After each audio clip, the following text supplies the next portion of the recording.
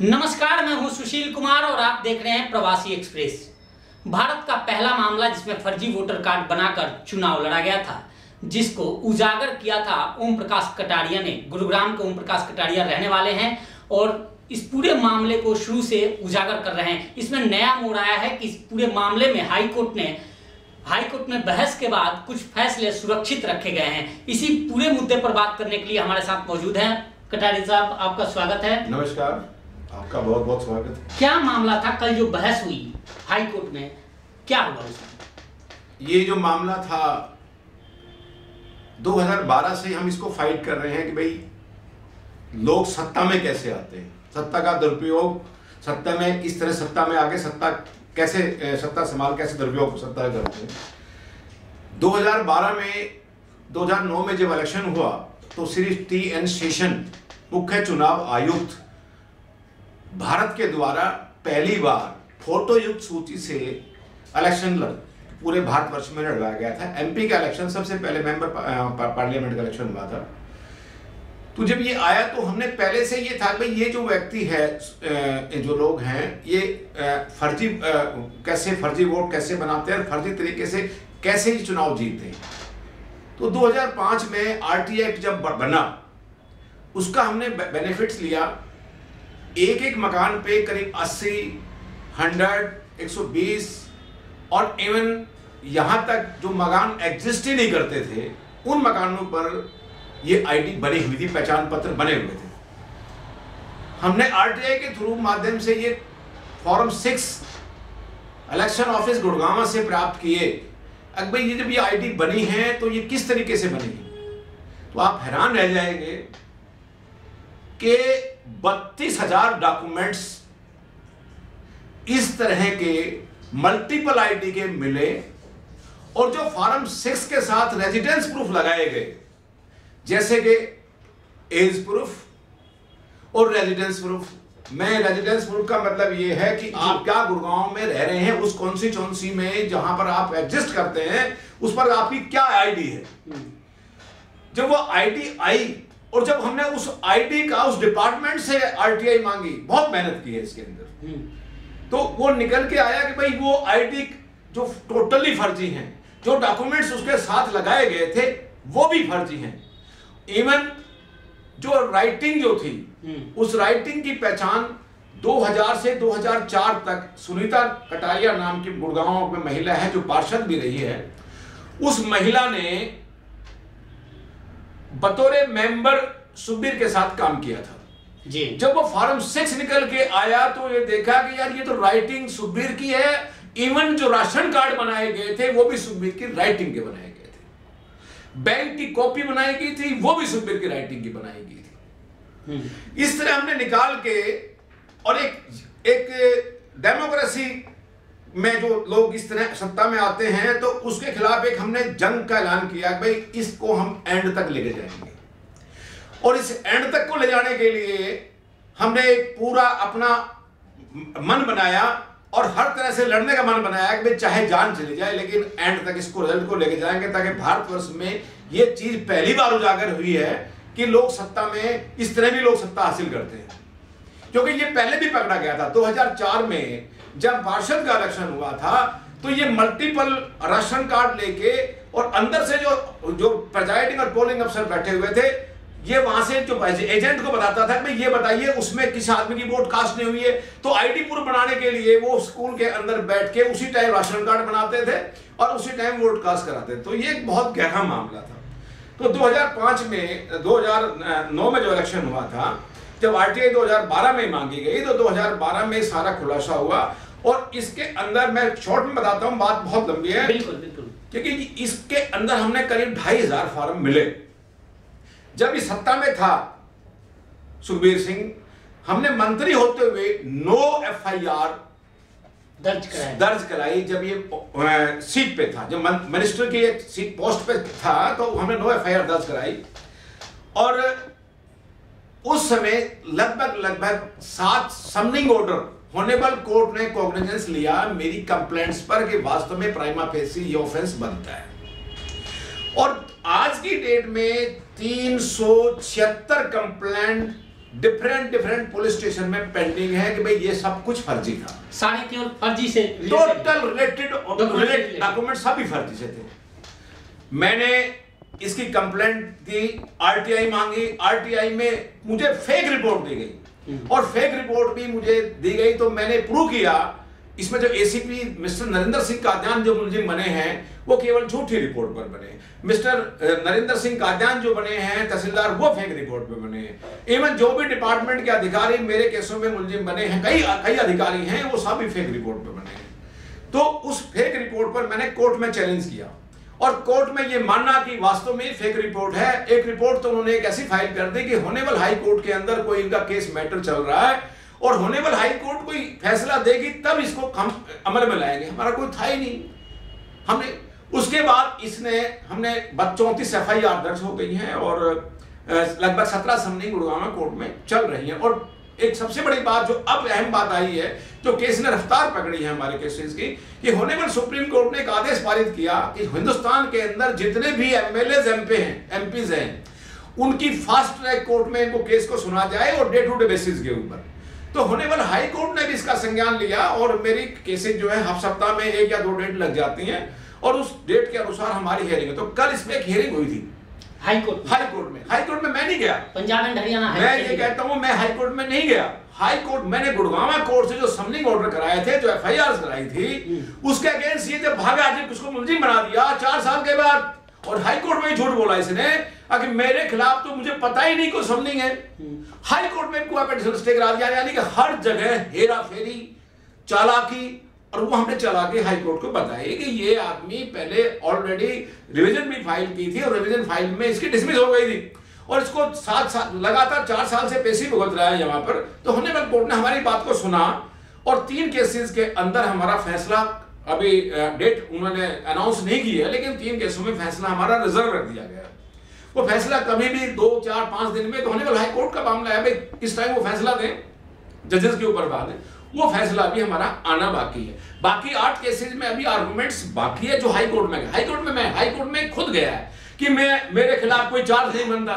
जब lower court ने ये मान लिया अगर तुम्हारे ऊपर ये चार्ज फ्रेम होते हैं तो ये अपने बचाव के लिए केवल डिले टैक्टिस के लिए। और मैं तो कहता हूं मैं तो आम आदमी हूं, मैं कहता हूं मैं साफ हूं, मैं अड़ता हूं आगे, आइए भाई, जब वो उसने कुछ किया ही नहीं तो क्यों हाई कोर्ट भाग रहा है, क्यों सेशन कोर्ट भाग रहा है, क्यों डर के भाग रहा है? अरे सामने आओ भाई, कैमरे के सामने आ जा, चैलेंज करता हूं, डॉक्यूमेंट्स हैं, सब कुछ है, सारी राइटिंग इसकी है। जो व्यक्ति इस देश का ये पहला केस है हिंदुस्तान के अंदर कि फर्जी आईडी बनाकर केवल मार्च 2138 से ये विनर हुआ, एमएलए बना, मंत्री बना, और उसके बाद कितने गलत इसने फैसले लिए होंगे, ये एक बहुत बड़ा हमारे सोच का विषय है। उसके बाद इसने अत्याचारों का एक सिलसिला शुरू कर दिया हमारे खिलाफ कोर्ट में एक एलिगेशन लगवाया कि एडवोकेट जो हमारी खुद इस केस में मुलजिम थी, मेरे को पीछे छेड़ा, 4 दिन कस्टडी भुगती। मैं घर में डेथ केस पे गया, वहां मेरे पर अटैक हुआ, मेरी बेटी पर अटैक हुआ, मेरे गाड़ियों के टायर काट दिए, मेरे ट्यूबवेल के कनेक्शन कटवा दिए, मेरे घर के कनेक्शन कटवा दिए, यानी कि मैं हर तरह से मुझे, इवन लास्ट में जब इसने सोचा कि कुछ नहीं होता, एक महिला को तैयार करके एक रेप का केस भी रजिस्टर करा दिया, उसको बैकअप उसला के। मैं तो ओपन आपको कैमरे के सामने कह रहा हूं, ये तो शुक्र है भगवान का कि मेरे कोर्ट ने और मुझे बेल दे दी, अदरवाइज इसने ये सोचा था कि हाई सुप्रीम कोर्ट का जो फैसला हुआ है कि किसी तरीके से 2 महीने के अंदर अंदर ये आदमी जेल में चला जाए, कस्टडी भुगते, और उसके बाद मामला रफा दफा हो जाएगा। क्योंकि इसका चाल आज से नहीं है, पहले एक झांप गेस्ट हाउस था जो झांप भीमनगर स्कूल में स्कूल चलाता था, वहां एक नेकी राम उस बेचारे का वहां पर इन्हें गल्ला फाड़ा था, और गल्ला फाड़ने के बाद उसने मुकदमे दर्ज कराए थे। उस व्यक्ति जो कंप्लेनेंट था नेकी राम, गुड़गांव गांव के थे, उसने भी वो बेचारा उससे कास्ट से वो बिलोंग करता था, उसको तैयार किया और उसके झांप के खिलाफ भी SC केस दर्ज कराया, और फिर वो कंप्रोमाइज हुआ। तो इसके दिमाग में ये बात थी कि इसको प्रेस्टाइज करके इस व्यक्ति से हम इसे कंप्रोमाइज करा लेंगे। अरे भाई, हर चीज बिकाऊ नहीं है। क्या मेरे घर पे नहीं गए? क्या मेरे गवाहों को तोड़ने की कोशिश नहीं की? क्या मुझे लालच नहीं दिया? अगर नहीं दिया है तो मैं चैलेंज करता हूं, आओ मेरे सामने, मैं आपको सबूत दूंगा। किसके पास ले गया? एक्यूज को, जो कोई एक्यूज है उनको कहता है तू कह देना, अच्छा मेरा गांव में घर है, अरे फर्जी वो बचे मैं कैसे कह दूं? तो एक कितना भ्रष्ट, एक किसी ने डेमोक्रेसी के साथ खिलवाड़ कर दिया। हमारे देश की पहली सीधी वोट और हमारी वोट में ही खोट, तो कहां चलेगा हमारा देश? ऐसा व्यक्ति जो छाती तान के, मैं 4 दिन पहले वो अपने एक झगड़ा देखा है मैंने टीवी से, उस पे सोशल मीडिया पे आया था, बिल्कुल 2 पूर्व मंत्री वो 2 लड़ रहे हैं। मैंने कहा यार कमाल है, ऐसा व्यक्ति, जिस व्यक्ति के खिलाफ आज की डेट में 51 केसेस पेंडिंग है कोर्ट के अंदर, और वो व्यक्ति छाती तान के एक राजनीति कर रहा है, कहां जाएगा हमारा देश? मैं भुगत भोगी हूं, बचपन में भुगत भोगी हूं, मैंने वो केस नहीं किया। मैं एक ऐसा व्यक्ति हूं, कोई दाग नहीं है, लेकिन दाग इसने बहुत लगाने की कोशिश की। कल भी हाई कोर्ट में, होने वाले हाई कोर्ट में ये डिस्कस हुई। अब जिसको लाइफ कन्विक्ट, अरे भाई अगर घर में कोई बड़ा होना, मेरे खिलाफ मेरा गुड़गांव जानता है, मेरा गांव जानता है, मेरे सभी लोग जानते हैं। कोई व्यक्ति ये कह दे कि मैंने कोई केस किया या मैंने किसी को थप्पड़ मारा, नहीं, आज तक का एक रिकॉर्ड है। उस व्यक्ति पर इस तरह इल्जाम लगाया, कल हाईकोर्ट को मैंने बताया, सारी हाईकोर्ट को सारी बातें बताई हैं हमने कि ये एक बहुत बड़ा गैंग रेपिस्ट भी रहा है, हाईकोर्ट को बताया हमने।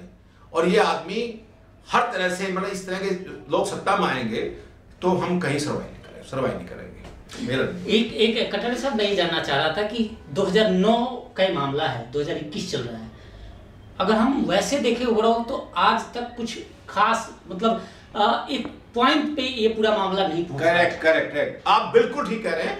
मैं सुशील जी, मैं आपको बता दूं कि हमारी जो जुडिशरी है ना, एक सिस्टम है, जुडिशरी में कोई खोट नहीं है, मैं जुडिशरी की रिस्पेक्ट करता हूं, लेकिन जो बड़े, एक जस्टिस वीएन खरे जो होनेबल सुप्रीम कोर्ट के चीफ जस्टिस थे, उन्होंने कहा था कि बड़े बड़े लोग बड़े बड़े वकीलों की फौज खड़ी करके हारी हुई बाजी भी जीत लेते हैं। इसके पास पैसा बहुत है, ऐसा नहीं कि मैं वेल टू डू नहीं हूं, मेरे पास भी भगवान ने सामर्थ्य है, लेकिन ये नहीं है कि मुझे गंवाने के लिए मैं दूं पैसा या उसे खर्च करने के लिए दूं। मैं अपना सामर्थ्य हूं, जहां मेरा खर्च करना होता है मैं खर्च कर लेता हूं, ऐसा नहीं है। लेकिन क्या करता है, जैसे आज एक केस हुआ, एक एप्लीकेशन फिर फाइल कर दी, फिर 245 की फाइल कर दी, फिर 219 की फाइल कर दी, वो डिसमिस कराई, 1 साल उसमें निकल गया, फिर वो डिसमिस कराई, 1 साल उसमें निकल गया, फिर एक और एप्लीकेशन दी और निकल गया। आप बिलीव करोगे कि एक एक केस में 80 100 टाइम एग्जामिशन दी है। एग्जामिशन मींस मैं बीमार हो गया, मेरे और रिश्तेदार बीमार हो गए, मेरे और जो लोग हैं वो नहीं आ रहे, इस तरह का एक सिस्टम क्रिएट करके अब तक ये बसता चला आ रहा है। लंबी लड़ाई लड़ी है आपने, 10-11 साल हो गए, अभी तक कहीं कुछ कंक्लूजन तक मामला नहीं पहुंचा। एक आशा की किरण आपको दिखी है कल हाई कोर्ट में, आपको क्या लगता है? मुझे तो आशा नहीं, मुझे सब कुछ क्लियर नजर आ रहा है। आप आशा की बात कर रहे हैं, मुझे जुडिशरी पर विश्वास है, मुझे सब कुछ, हमारा सारी चीज डॉक्यूमेंट्री एविडेंस है, हमने कोई पब्लिक का विटनेस नहीं चाहिए। हाँ, इसने एक काम बहुत अच्छा किया।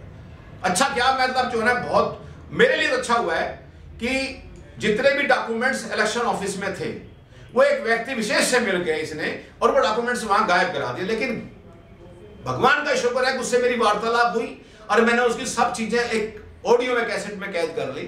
वो मैंने एग्जिबिट डॉक्यूमेंट्स कराए हैं, मैंने सारे सबूत, इवन नरेंद्र काजान क्या, पुलिस इंस्पेक्टर क्या, सबके हमारे पास सब डॉक्यूमेंट्री एविडेंस है। हम अपने आप को कहीं भी हार मानने के लिए, मैं कहता हूं हम हार मान ही नहीं सकते। अगर परमात्मा हमारा सीधा है और हम सच्चे हैं तो हमारी जीत निश्चित है, निश्चित है, निश्चित है।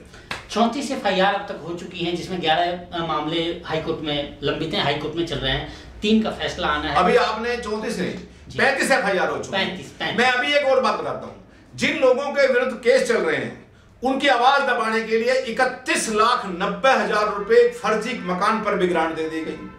जो इसके, मैं आपको, मेरे पास उसके फोटोग्राफ्स हैं, सीएम के पास वो बैठे हुए हैं, और बिग रीजन क्या कि ये बहुत गरीब हैं। गरीब मींस इनके पास पहनने के लिए कपड़े नहीं, खाने के लिए रोटी नहीं। ये मैं ऑन रिकॉर्ड बात कर रहा हूं। और एक ही मकान के ऊपर, जो मकान उसका है ही नहीं, तो डिप्टी कमिश्नर साहब ने, मैंने कंप्लेंट दी गुड़गांव एसएचओ सेक्टर 14 में, और वो डिप्टी कमिश्नर साहब ने, आप तो जानते हो, पत्रकार हो, शायद आपको पूरे इसके मामले की नॉलेज भी होगी, एक 2 PA हुआ करते हैं इसके, एक का नाम है सुमेर सिंह और एक का नाम है बलजीत सिंह। 1845/3 राजेंद्र नगर गुड़गांव गली नंबर 8 में उन्होंने कहा जी ये मेरा मकान है, मकान की रिपेयर करानी है। 8 बार ग्रांट दी गई, 31,90,000 रुपए। डिप्टी कमिश्नर साहब ने इंक्वायरी करी और डिप्टी कमिश्नर माना इमीडिएट FIR करें इसके खिलाफ, इनके देने वाले के भी, लेने वाले के भी। और उसमें कॉग्निजेंस हुआ, FIR लॉन्च हुई। लेकिन मैं एक बहुत ऐसी बातें बताना चाहता हूँ, ऐसी बातें हैं ऐसी जो हमारे जैसे लोग, मैं तो कुछ भी नहीं हूँ, लोग इस सिस्टम को सुधारने के लिए बहुत लोग आगे आना चाहते हैं, लेकिन वो बेचारे किसी डर के मारे या पैसे के अभाव के मारे या किसी की शर्म, वो आगे इसलिए नहीं आ सकते। उसका रीजन ये है, एक प्रेशर, टाइम, समय की कमी। अरे मेरे 3 बच्चे हैं, मेरी बेटी एक डॉक्टर MD है, एक मेरी साइंटिस्ट है, मेरा बेटा MB है। परमात्मा ने सब कुछ दिया, हमने सोचा एक सिस्टम को सुधारने के लिए कि लोग, इस तरह के लोग सत्ता में आएंगे तो हमारे जैसे लोगों पर इस तरह का उपयोग होगा, हमारे पर गलत केसेस फाइट लगाए जाएंगे। तो इस तरह एक जुनून मेरे अंदर पैदा हुआ था। मैं आज पहली बार आपके चैनल पर आके बातें बता रहा हूँ।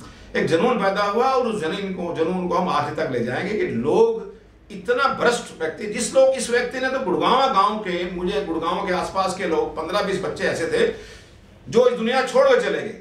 शराब के टैंक रख दिए, उसमें कैप्सूल घोल दिए, उसमें कुछ कर दिया, घोल के, और जो इलेक्शन फाइट करना, दारू पीनी, वो रास्ते में पड़े हुए हैं, वो मर गए। ये सारी तो जांच के विषय है। अब लास्ट सवाल आपसे ये जानूंगा, 12 साल हो गए इस पूरे प्रकरण को, अब क्या लगता है कि अब फैसला आ जाएगा इसमें? ऐसा है, फैसला तो लोअर कोर्ट ने करना है जी। अब तो लड़ाई इस बात की है, क्या लोअर कोर्ट ने जो फैसला दिया था वो ठीक है या गलत है। लोअर कोर्ट ने जो फैसला दिया था उसमें ये मानना कि ये ऑफेंस हुआ है, ये डॉक्यूमेंट्स फर्जी हैं। उसके बाद सेशन कोर्ट में गया, सेशन कोर्ट ने भी यही फैसला दिया। अब ये तीसरा स्टेप जो होनेबल हाई कोर्ट में गया है, और होनेबल हाई कोर्ट के आदेश का हमें इंतजार रहेगा। उसके बाद फास्ट ट्रायल है। फास्ट ट्रायल का मतलब है डे टू डे हियरिंग। मुझे लगता है कि 2 या 3 महीने में इस पूरे प्रकरण का पर्दाफाश हो जाएगा। बिल्कुल, ये थे ओम प्रकाश कटारिया, जिन्होंने इस पूरे प्रकरण को खोला है और बड़ी लंबी लड़ाई लड़ी है इन्होंने। अब इंतजार है कि हाई कोर्ट से क्या फैसला आता है, क्योंकि उस फैसले की बुनियाद पर ही इस केस की बुनियाद टिकी हुई है। फिलहाल इस पेशकश में इतना ही। देखते रहिए प्रवासी एक्सप्रेस। नमस्कार।